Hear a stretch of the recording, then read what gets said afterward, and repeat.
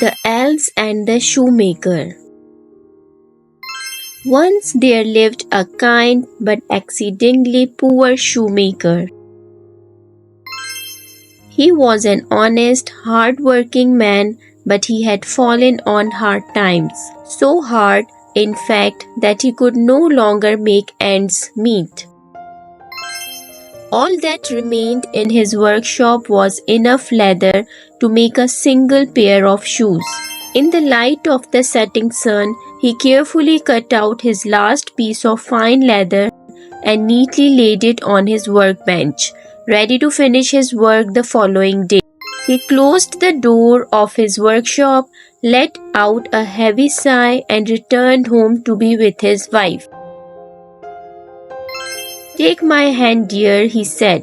"Let us make a wish for our fortune to change, for our years of hard work to finally bring us the ample reward that we deserve." His wife stretched out her arms, laid her hand softly into his hand, and they made their wish. The shoemaker rose early the following morning. As usual, he ate his breakfast, brushed his teeth, gave his wife a kiss on the cheek, and made his way to the workshop. He was expecting to find his workbench just as he had left it, with his carefully prepared leather ready to be made into a pair of his finest shoes. But this is not what he found. To his astonishment, upon the workbench shone a fully stitched, expertly crafted, shining pair of the finest shoes your eyes could behold. They were perfect, immaculately finished to a standard that he himself would have been proud to put his name to. He stood there for a moment, utterly dumbfounded. "I don't believe it," he thought to himself. Suddenly came a loud rap at the workshop door. A well-dressed man entered and said, "Good morning, kind sir. I was passing and that pair of fine shoes on your workbench caught my eye. Could I please try them on?" "Why, yes, of course," said the shoemaker. The man knelt down and tried on the shoes.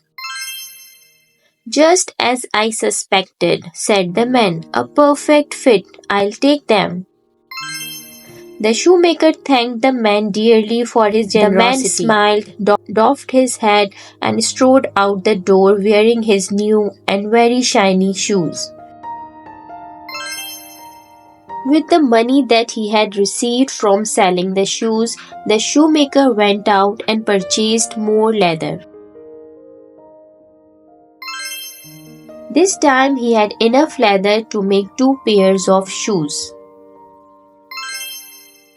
In the light of the setting sun, he carefully cut out 2 pieces of fine leather and neatly laid them on his workbench, ready to finish his work the following day.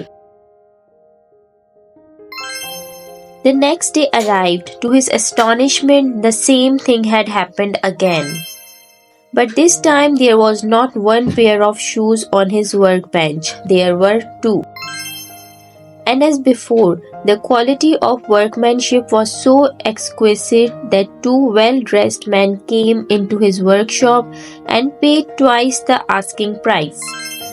This continued day after day. With the takings from the day, the shoemaker would buy enough leather to prepare twice the number of shoes for the following day. And every morning, the shoes would be immaculately prepared, polished, and stacked on his workbench, ready to be sold. 4 pairs, 8 pairs, 16 pairs, 32 pairs. This pattern carried on for weeks until the shoemaker was selling many thousands of pairs of shoes every single day, each as expertly crafted as the last. The shoemaker and his wife were no longer poor.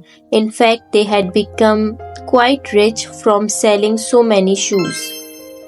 One night the shoemaker turned to his wife. Dear wife, I feel so blessed for our wonderful fortune of late, and I long to know the secret behind this shoemaking magic so we can show our deepest thanks. Perhaps we should stay up tonight, replied his wife. We can creep down to the workshop by candlelight. The shoemaker agreed. That very night, as the clock struck midnight, they each lit a candle, silently made their way to the workshop, and peered in through a slightly open window. What they saw was so magical it instantly took their breath away.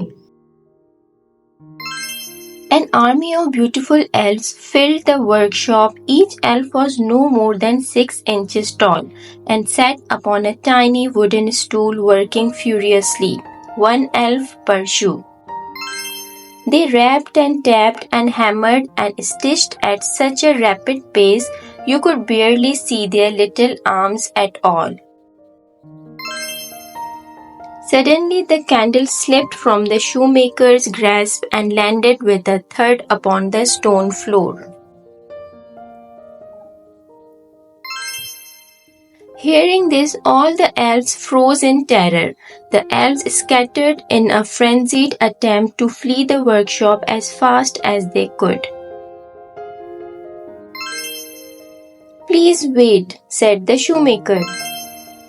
We are here to say thank you, said his wife, for all of your amazing hard work and kindness, and we would like to show our appreciation by doing something kind in return. We are hungry and the clothes upon our backs are threadbare. Would you be so kind as to feed us and replace our clothes? We would be forever in your debt. He smiled at her and said gently, Of course, Your Highness, we will gladly give you all the food and clothes you desire. And please forgive me, but I have noticed that your feet are bare. I'd also like to make you each a pair of my finest shoes. That would be wonderful, she replied. From that day forward, the elves, the shoemaker and his wife became the very best of friends. They worked hard and went on to live a happy, prosperous and full life together.